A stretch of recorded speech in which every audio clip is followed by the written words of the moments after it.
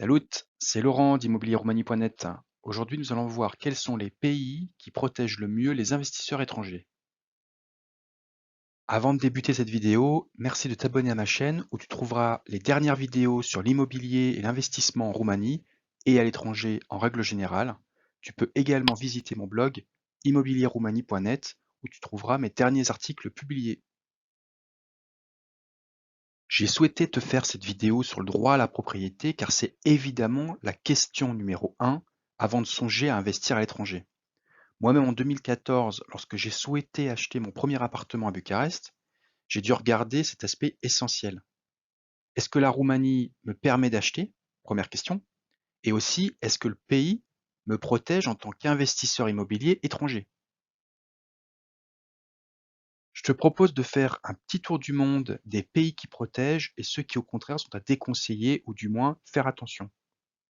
Évidemment, en 10 minutes, je ne peux pas passer les 200 pays de la planète, donc dis-moi en commentaire si tu souhaites que je fasse d'autres vidéos avec d'autres pays que ceux que j'ai choisis ici.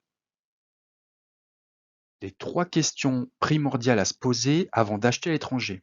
Première question, est-ce qu'il y a des restrictions à l'achat dans le pays d'accueil?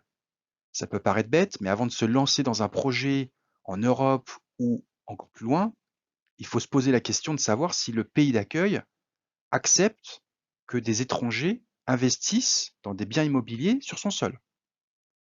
Deuxième question, comment se passe l'acte d'achat? Est-ce que c'est via un notaire, comme en France, via un avocat, comme aux États-Unis? Est-ce qu'il y a une carte foncière, etc., etc. Troisième question, ai-je 100% du droit de propriété? Une fois acheté, est-ce que le bien immobilier t'appartiendra-t-il à 100%? En Asie, on va faire un focus sur deux zones très bien connues des investisseurs immobiliers étrangers, que sont Hong Kong et la Thaïlande. Donc, commençons avec Hong Kong. Il faut savoir que dans cette ville où les prix atteignent des records, les non-résidents, donc comme toi et moi qui ne vivons pas à Hong Kong, sont contraints de payer une surtaxe de 15% pour tout achat immobilier. Certaines zones de la métropole sont également interdites aux investisseurs immobiliers étrangers. La transaction se fera via un avocat, donc pas de notaire. Par contre, il y a un registre local. Globalement, le droit à la propriété est plutôt bien respecté à Hong Kong, ce qui n'est pas le cas de la Thaïlande. Comme tu le sais, ce pays connaît de nombreux investisseurs étrangers. Il a le vent en poupe, comme on dit. Il y a beaucoup de Français qui achètent des résidences secondaires ou même pour faire de l'investissement immobilier. Cependant, selon moi, ce n'est pas du tout un pays friendly pour les investisseurs immobiliers étrangers. Pourquoi? Parce que il y a notamment des restrictions à l'achat. Je te donne un exemple. Si tu souhaites acheter un appartement à Bangkok, il faudra que tu t'assures que moins de 49% des autres appartements de l'immeuble sont détenus par des étrangers. Si ça dépasse 50%, tu ne pourras pas acheter dans cet immeuble. Moi, j'appelle ça une énorme restriction à l'achat. Est-ce que ça se fait via un notaire ou via un avocat? Ça se fait via un avocat. Et par contre, il existe un cadastre. Donc ça, c'est plutôt bien. Et le gros point faible de la Thaïlande, c'est le droit à la propriété sur les terrains qui n'existe pas. Donc du coup, tu peux acheter un terrain ou une maison, mais tu n'auras jamais la jouissance à 100% de cette maison ou de ce terrain. Moi, j'appelle ça un énorme frein à l'investissement à l'étranger. Donc en conclusion, il faut faire attention avec de nombreux pays d'Asie où acheter est assez restrictif et où il n'y a pas un droit à 100% systématique. Analysons maintenant la situation dans deux pays où la fiscalité est dite très douce, Panama et Dubaï. Donc concernant Dubaï, le droit à la propriété est plutôt bien respecté. Il faut savoir qu'il y a quand même certaines zones de la ville qui ne sont pas autorisées pour les investisseurs étrangers non résidents. Il n'y a pas de notaire à proprement parler, mais il y a ce qu'on appelle le Dubai Land Department, qui est l'organisation d'État qui te permet d'enregistrer ta transaction et faire valider ton droit à la propriété.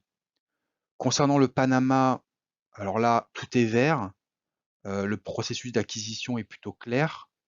Il y a un notaire, il y a un registre public qui enregistre toutes les transactions et ainsi assure son droit à la propriété. En conclusion, on peut dire que Dubaï et Panama offrent de belles garanties en tant qu'investisseur immobilier étranger, même s'il existe certaines contraintes à prendre en compte. Regardons maintenant l'Europe. Nous allons analyser le Portugal, la Suisse, la Roumanie et le Danemark. Concernant le Portugal, il n'y a aucune restriction à l'achat.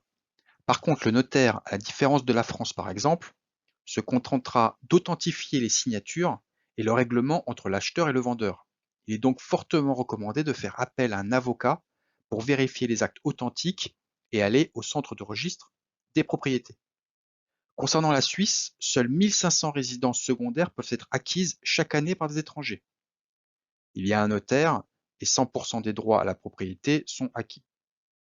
En Roumanie, tout est au beau fixe, et j'en sais quelque chose puisqu'à ce jour, j'ai plus d'une dizaine d'appartements et de parkings à Bucarest. Il n'y a aucune restriction à l'achat, puisque pour tous les Européens, depuis son entrée dans l'Union européenne en 2007, les Européens peuvent acheter des maisons, des terrains et des appartements sans aucune restriction. Il y a un notaire, exactement comme en France, qui vérifie l'ensemble des actes authentiques. Et enfin, 100% des droits à la propriété sont garantis puisqu'il existe un cadastre, une carte foncière, exactement comme en France, par exemple. Enfin, au Danemark, et c'est plutôt une surprise, acheter une maison de vacances est très compliqué pour les étrangers non résidents. Bien que faisant partie de l'Union européenne comme le Portugal et la Roumanie, ce pays possède une loi qui interdit l'achat d'un logement par des étrangers.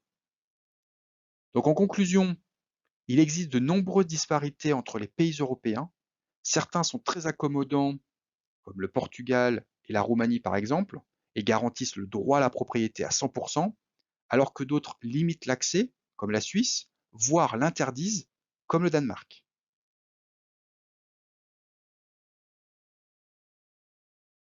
Avant de terminer cette vidéo, j'ai une petite question pour toi. À ton avis, combien de Français achètent chaque année un bien immobilier à l'étranger? 15 000 Français achètent chaque année à l'étranger. C'est pas mal, non?